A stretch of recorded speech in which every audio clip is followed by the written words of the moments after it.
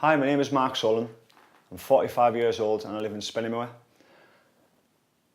Unbeknown to me, I've battled mental health problems all my life, I suppose, especially since the age of about 23 when my mum died.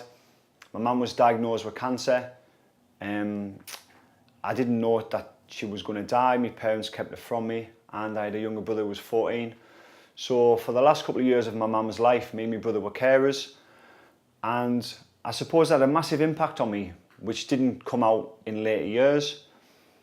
After mum died, I just went about my normal day-to-day life, had a full-time job, had a great job, had a great life, nice cars, nice house, nice clothes, had the perfect lifestyle from the outside, but inside, I was dying, I suppose. I couldn't talk to anybody. I didn't know why I couldn't get out of bed sometimes. I didn't know why I couldn't eat sometimes. And there was nobody to talk to. I think it's amazing that Man Health, this organisation, is coming into Spennymoor. It's on our doorstep. And hopefully with the peer support groups, they can help people like myself through all stages of the journey. And I suppose mental health, any issue, depression is a journey. Some people have it all their lives. Some people will have it for a shorter space of time.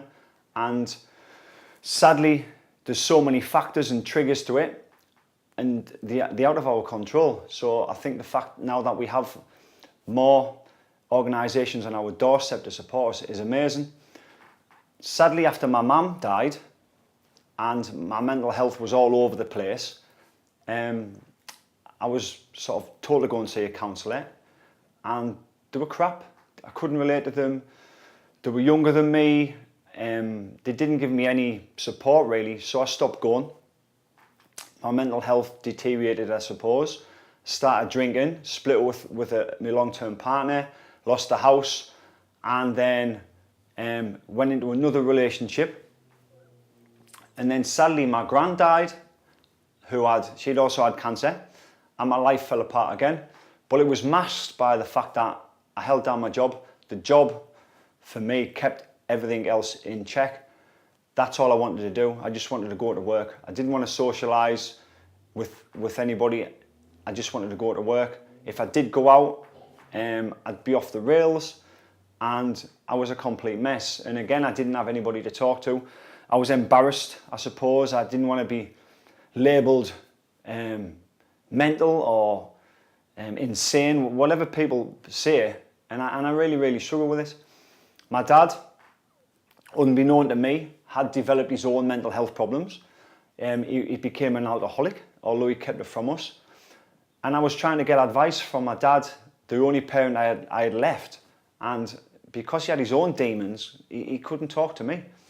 Sadly, my younger brother, who'd watched his mum and his gran died, also had his own problems. So it was a right mess. So we were there, a family torn apart by an illness, but then also facing mental health problems, and we all didn't really even know what was going on. So again, I think it's so important for men especially in the northeast. I know there's a massive, I think we have the highest suicide rate in the northeast, in England, which is frightening. With my cancer support group that I started, I know we also have the highest levels of cancer in the area. So that's a frightening statistic. So all of my problems and my dad's problems came from cancer.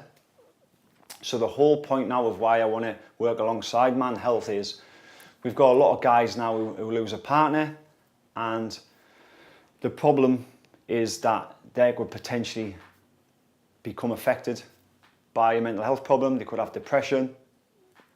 And now hopefully anyone that we help, if mum dies and dad is showing some signs of depression, then straight away I can direct them to one of Man Health's peer support groups, and hopefully we can work together. Because I think it's very important that men talk, listen, share the problems, share the stories, have days out, build new friendships, and hopefully guide each other through it.